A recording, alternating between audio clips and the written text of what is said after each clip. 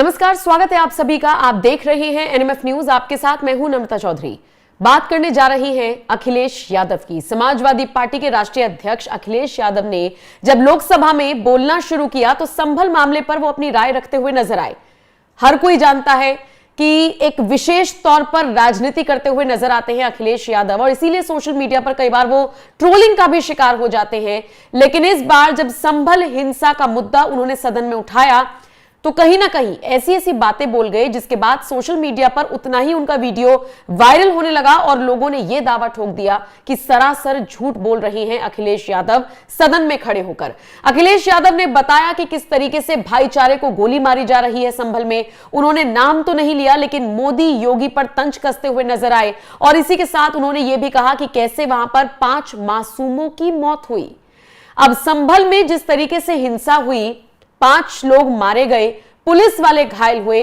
Police वालों के लिए अखिलेश यादव ने कुछ नहीं कहा, लेकिन जो इस हिंसा में मारे गए उनके लिए, चूंकि वो पहले भी 5-5 लाख रुपए के मुआवजे की घोषणा कर चुके थे, 25-25 लाख का मुआवजा योगी सरकार दे, इस तरीके की बात वो कर चुके थे। इन सब के बीच जब सदन में उन्होंने इस मुद्दे को उठाया तो वो ये कहते हुए नजर आए कि खुदाई की बात बार बार हो रही थी और शायद अखिलेश यादव अपने इस बयान से ये मैसेज देने की कोशिश करते हुए नजर आए कि भ्रमित किया गया था वहां के मुसलमानों को, जबकि सच ये कहता है कि खुदाई होगी या सर्वे पूरा हो गया है। इस तरह की बात किसी ने भी सार्वजनिक तौर पर वहां पर नहीं की थी। देखिए, एएसआई की टीम वहां पर पहुंची थी, सर्वे हुआ और उसके बाद वो वहां से चली गई, लेकिन सर्वे पूरा हुआ अधूरा रहा, इसको लेकर या खुदाई शुरू होगी, इतवार को वहां पर ये सब कुछ होगा, इस तरह की जानकारी किसी के पास नहीं थी।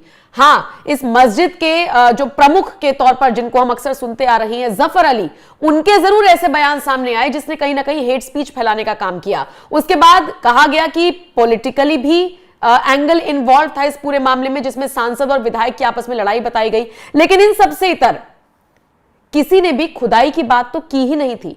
फिर अखिलेश यादव ये बात क्यों फैलाते हुए नजर आए, इसी को लेकर लोग सोशल मीडिया पर अखिलेश को ट्रोल कर रहे हैं। बहरहाल अखिलेश यादव ने सदन में खड़े होकर ओम बिरला के सामने क्या कुछ कहा, सुन लीजिए।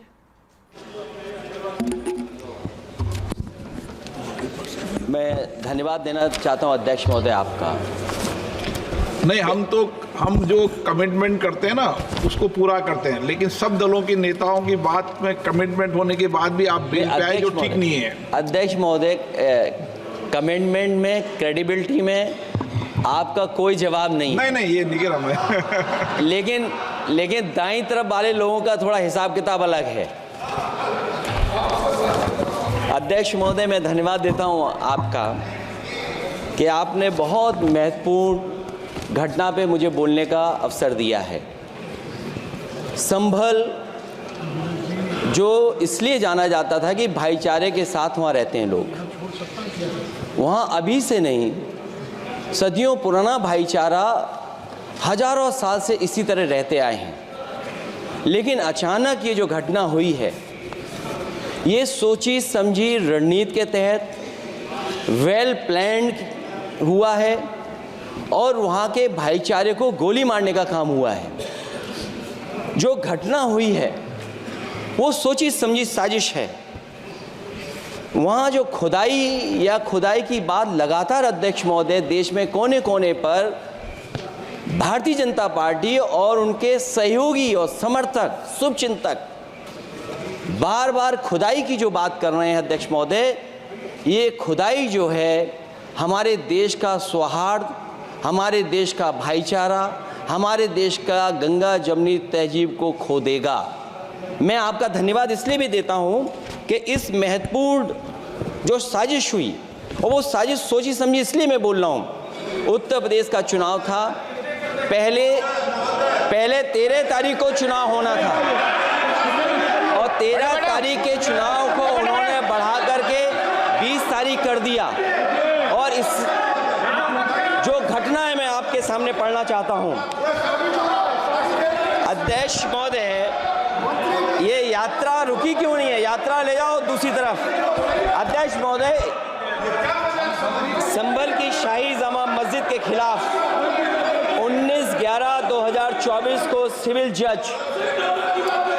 सीनियर डिवीजन छंदौसी संभल में एक याचिका डाली गई। कोर्ट ने दूसरे पक्ष को, अध्यक्ष महोदय सुनिए, ये सुनना चाहिए, हम यूं ही नहीं कहते आप थे। तो संक्षिप्त में बोले। अध्यक्ष महोदय, हम यूं ही नहीं कहते थे कि संविधान ये मानती नहीं सरकार, हम यूं ही नहीं कहते थे कि संविधान नहीं मानती। जब प्लेसेस ऑफ वर्शिप एक्ट है, प्लेसेस ऑफ वर्शिप एक्ट है, हम बनते तो बहुत कुछ हैं।